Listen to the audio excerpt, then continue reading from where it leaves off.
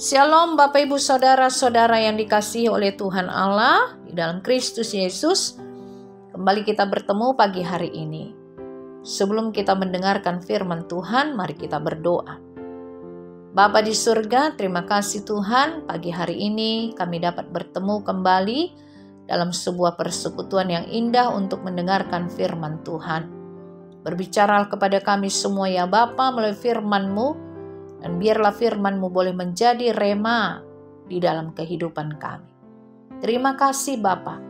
Terpujilah nama Allah Bapa di dalam nama Kristus Yesus Tuhan kami kekal selama-lamanya. Amin.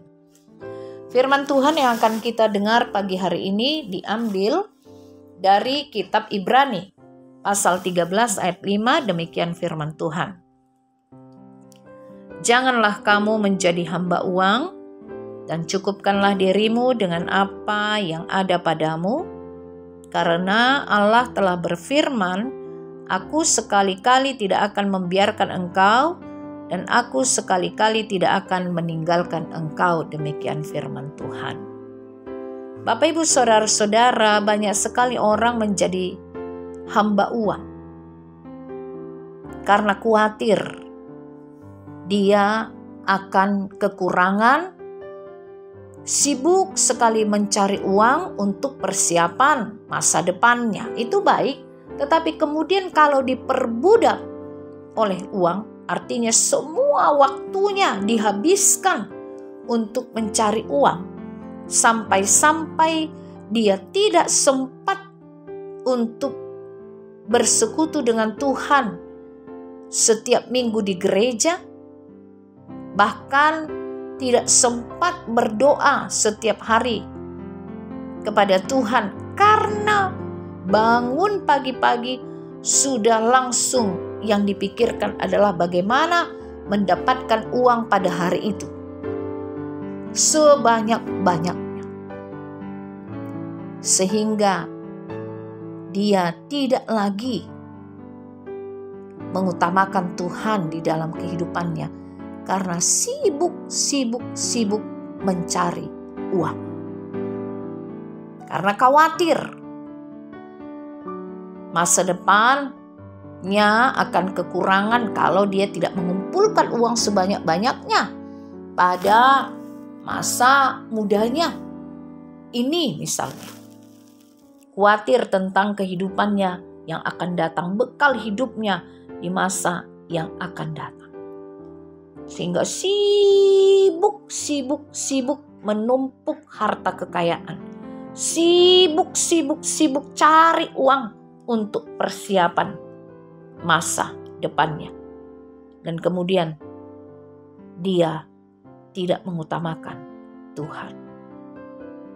Jelas firman Tuhan pada hari ini mengatakan, Aku sekali-kali tidak akan membiarkan engkau, dan aku sekali-kali tidak akan meninggalkan engkau. Artinya, bagi orang yang sungguh percaya kepada Tuhan, yang mengandalkan Tuhan di dalam kehidupannya, tidak akan ditinggalkan Tuhan dan tidak akan dibiarkan sampai jatuh ke dalam jurang kehancuran atau tidak memiliki masa depan. Matius 6 ayat 33 jelas dikatakan di sana, carilah dahulu kerajaan Allah dan kebenarannya, maka semua akan ditambahkan kepadamu. Jadi, mari mencari kerajaan Allah terlebih dahulu, mencari Tuhan terlebih dahulu setiap hari dalam kehidupan kita, dan kebenarannya. Maka otomatis semuanya apa yang kita butuhkan akan diberikan oleh Tuhan. Alkitab memang luar biasa Bapak Ibu Saudara-saudara, menjelaskan tentang masalah kekhawatiran secara detail dibahas di dalam firman Tuhan. Firman Tuhan mendorong agar kita menyerahkan beban dan kekhawatiran kita kepada Tuhan. Firman Tuhan mengajak kita untuk memiliki keyakinan akan pemeliharaan Tuhan di dalam hidup kita untuk mengatasi rasa khawatir. 1 Petrus 5 ayat 7 di sana dikatakan, serahkanlah segala kekhawatiranmu kepadanya, sebab Ia yang memelihara kamu. Itulah nasihat yang dikatakan kepada kita. Serahkan segala kekhawatiranmu kepada Tuhan. Karena Tuhan yang memelihara kehidupan kita. Karena itu jangan kita menjadi hamba uang. Cukupkan dengan apa yang ada. Karena Tuhan tidak akan pernah membiarkan kita. Dan tidak akan pernah meninggalkan kita.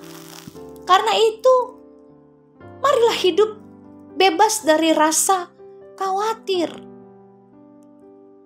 Kemudian, cara kita yang benar untuk menghadapi beban dan kekhawatiran itu, baik yang berat maupun yang ringan, adalah dengan menyerahkannya kepada Tuhan.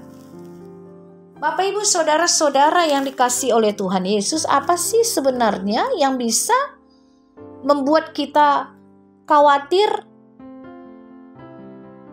Makan dan minum?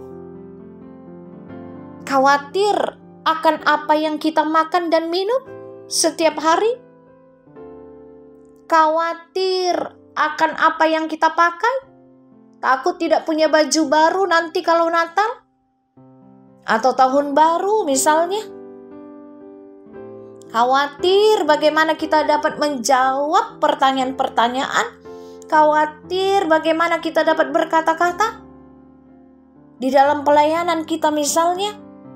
Khawatir akan hidup, Matius 6 ayat 25. Atau khawatir akan masa depan, Matius 6 ayat 34. Banyak sekali hal yang membuat kita khawatir dalam kehidupan kita. Sampai-sampai kita menjadi lupa, Bapak, Ibu, Saudara-saudara, bahwa Tuhan mampu membelah Laut Merah untuk umatnya Israel. Tuhan mampu menutup mulut singa-singa untuk Daniel. Dan membuat matahari terus bersinar untuk Yosua. Allah sanggup membuka pintu penjara bagi Petrus, membuka kandungan Sarah yang mandul sehingga hamil dan melahirkan anak. Bahkan membangkitkan Lazarus yang sudah mati selama 3 hari. Apakah kita lupa perbuatan ajaib yang telah dilakukan oleh Yesus Kristus? Mencelikkan mata orang yang buta, yang lumpuh bisa berjalan, memberikan makan 5.000 orang dengan roti dan ikan, 2 ikan dan 3 roti. Apakah kita lupa Tuhan sanggup mengubah air menjadi anggur dengan peristiwa perkawinan di Kana? Ada banyak lagi perbuatan ajaib yang telah Tuhan lakukan, Bapak, Ibu, Saudara-saudara, di dalam peristiwa sejarah kehidupan manusia dan bahkan dalam kehidupan kita sendiri yang kita alami. Karena itu pertanyaannya sekali lagi, apa yang membuat kita khawatir, Anda khawatir? Mengapa kita membiarkan diri kita dikuasai oleh kekhawatiran? Apalagi soal uang. Tuhan pasti akan menolong. Permasalahan hidup tokoh-tokoh Alkitab yang disebutkan tadi, Daniel, Yosua, Petrus, Sarah, dan sebagainya, telah menjelaskan bagaimana Tuhan berdaulat di dalam kehidupan umatnya dan menolong umatnya yang sedang dalam pergumulan dan penderitaan, bahkan yang didera perasaan khawatir.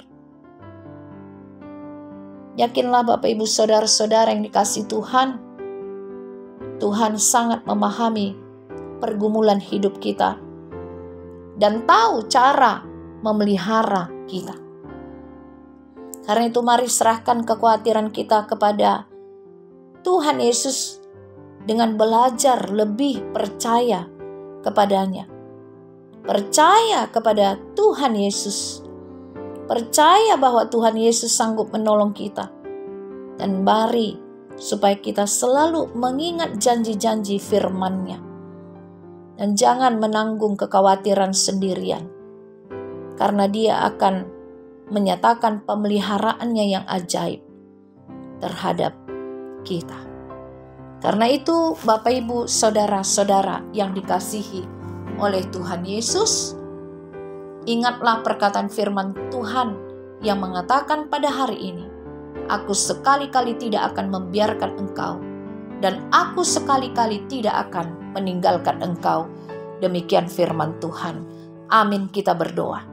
Bapa di surga, terima kasih untuk firman Tuhan yang sungguh menguatkan kami. Karena firman-Mu berkata bahwa Tuhan tidak akan pernah meninggalkan kami. Terima kasih Bapa untuk janji Tuhan yang kami aminkan di dalam kehidupan kami. Terima kasih Tuhan Yesus. Terpujilah nama Allah Bapa di dalam Kristus Yesus Tuhan kami, kekal selama-lamanya. Amin.